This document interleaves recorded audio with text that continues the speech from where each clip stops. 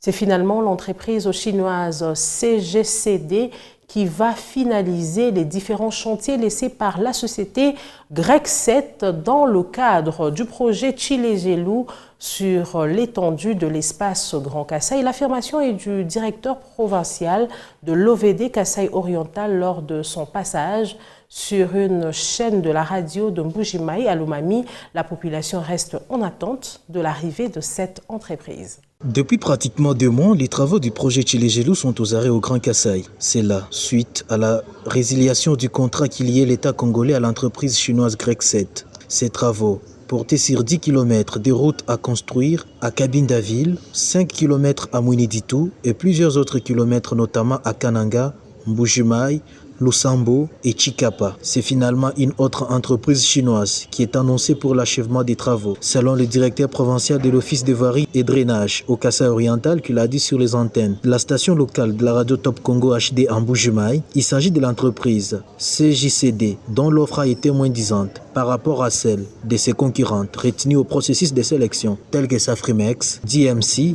et Toa Investment. Selon la même source, l'autre facteur sur lequel le maître d'ouvrage OVD s'est focalisé pour ses choix et la présence de l'entreprise soumissionnaire sur terrain. Ces critères placent en tête CJCD car cette entreprise chinoise est déjà installée au Kasaï oriental et elle y dispose même d'une centrale d'enrobé, ce qui par conséquent permettra de gagner en temps dans l'exécution de ces travaux. Déjà en Mbujimayi, cette société chinoise a asphalté une importante partie du boulevard Laurent-Désiré Kabila. C'est d'ailleurs elle qui construit actuellement les célèbres ravins Moulamba-Wampoyi dans la commune de Bipemba. À Mouiniditou, tout comme à Kabinda, dans la province de Lomami, la population attend impatiemment la relance des travaux ou encore le débit pour voir les routes de ces entités être asphaltées pour la première fois depuis l'époque coloniale. Depuis la province de Lomami, Sylvain Fizé Moukadi Biwan.